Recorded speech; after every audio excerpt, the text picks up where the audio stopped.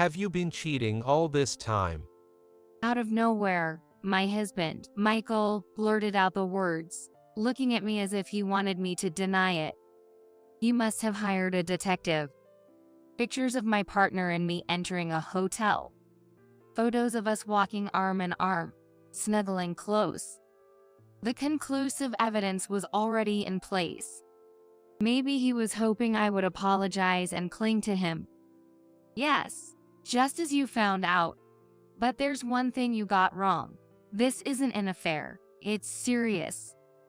Finally, Michael could no longer face me and look down. "Let's get a divorce." Understood. After a brief pause, Michael nodded slowly in response to my final push. Michael and I, who both worked for a major company, met at a company social event and married after a workplace romance, despite being in different departments. Struggling with the demands of my sales job, I chose to become a stay-at-home mom following my marriage, relishing my newfound freedom. Perhaps it was this stress-free life that blessed me, as 2 years into our marriage I was pregnant, and soon after, I gave birth to our son, Kevin. A stable income from my husband and a darling son. It seemed like the perfect marriage everyone would envy. However, having a child completely transformed my carefree life as a housewife. Just feeding him every 3 hours was tough, not to mention his frequent fussiness and inability to nap. With severe nighttime crying, many nights were sleepless. Despite hearing that it gets easier after a few months, I was then faced with daily trips to the doctor for checkups and vaccinations. My life was wholly consumed by childcare with no time for myself. Michael tried to help when he was home, but he couldn't take time off work, which I understood, but it didn't feel very supportive at the time. I might have been experiencing postpartum depression in hindsight. Staying home with Kevin felt suffocating, and I was reaching my breaking point. I no longer felt affection for Kevin. Around the time Kevin turned 1, I told Michael I wanted to go back to work. Surprised, as he knew I had chosen to be a stay-at-home mom, he respected my decision. Until I settled into my job, Michael decided to take paternity leave. With my previous experience, I returned to a sales position through a mid-career hire at a small company.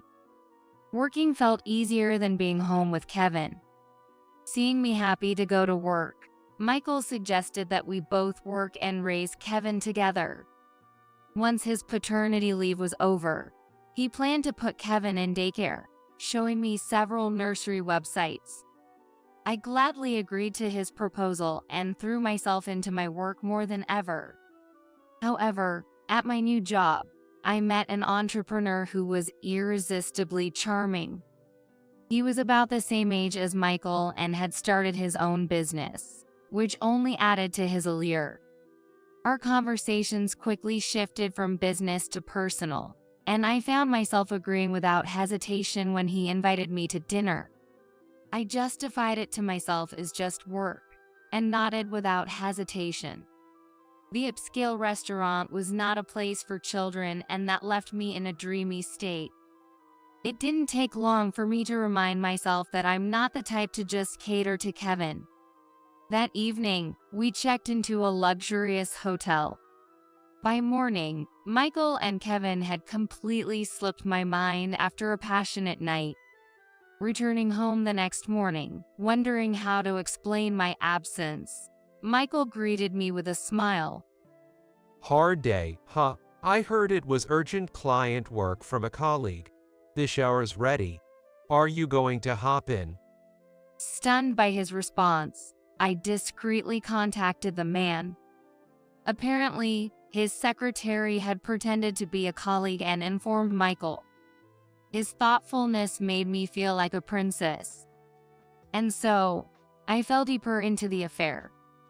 He always seemed to care about my feelings and my family, making him indispensable to me. With him, my life could be happy. To the point where it's so believable. That's why I stopped caring about hiding the affair. Getting caught might even be better. I was ready for divorce if it came to that, because I felt so. Michael accusing me of infidelity came at a surprisingly welcome time.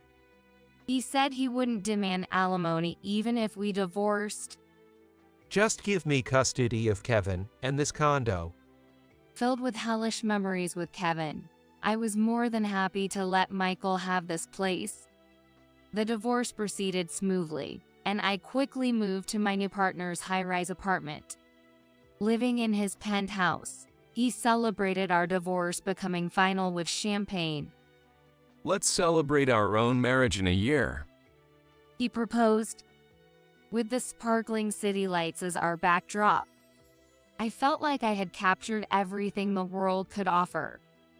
Having remarried to the entrepreneur, I returned to being a housewife and enjoyed my happiness. However, his wish for a child was a concern. More than 6 months after our remarriage, there was still no sign of pregnancy. With Michael, I had gotten pregnant naturally at just about the right time. I had been tested before and was told I was quite fertile. Honestly, I suspected the problem might be with him. When I mentioned this, he exploded in anger. Are you saying the problem is with me? That I can't have children? His fury was so intense that further testing seemed out of the question. Seeing him lose his composure was shocking. I had never seen him unravel before, but any deviation from his plans seemed to make him unstable. Maybe I had made a mistake. This remarriage might have been a mistake. I didn't want to think so, but I was beginning to realize it somewhere deep inside. As the days without a child continued, his behavior worsened. Eventually, we slept in separate rooms, and there were days I wasn't even sure if Robert was home. One day, a single phone call rang. It turned everything upside down. Hello. Are you his wife? I'm not sure if I can still call you that. I'm pregnant with his child. He knows and has acknowledged it. It's a boy, due in a few months. I wanted to believe it was a lie, but the likelihood of his infidelity was high. His frequent absences had become the norm. Our relationship had grown so cold that he hardly looked at me anymore. But could the child really be his? No, that can't be. I muttered. Guess you'd know, being his wife and all. But honestly, it doesn't matter.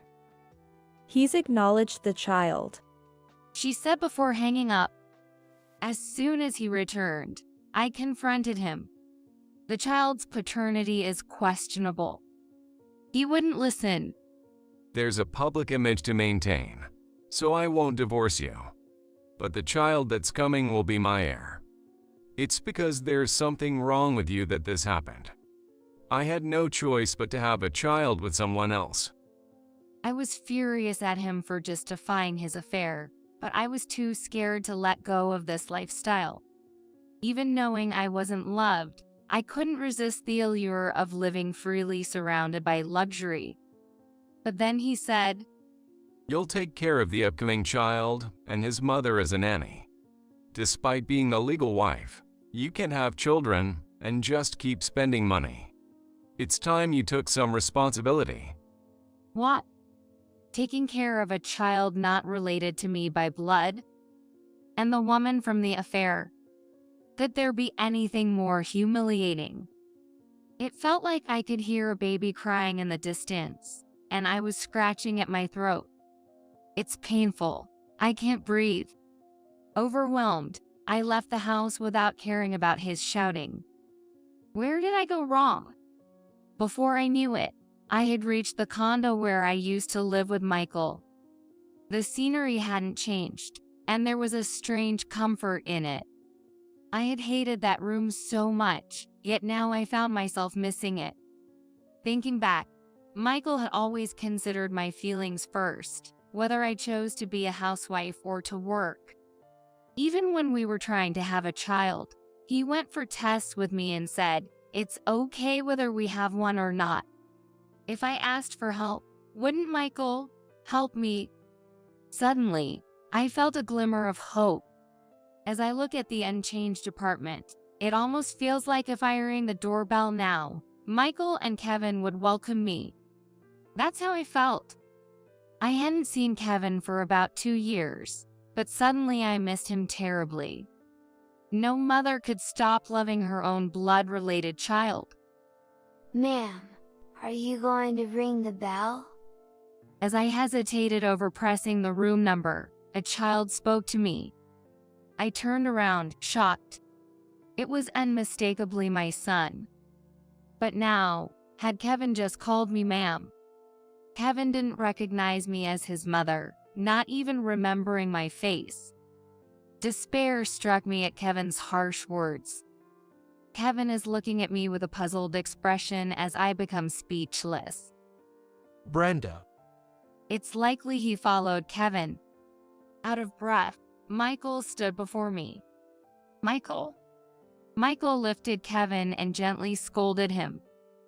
This isn't our home anymore. I was just looking. I like our new, much bigger house better. Mom's waiting for us, so let's hurry back. Yeah. And my little brother's waiting too. Hey, you're getting ahead of yourself. We don't even know if it's a brother or a sister yet. This heartwarming family conversation just passed through my ears.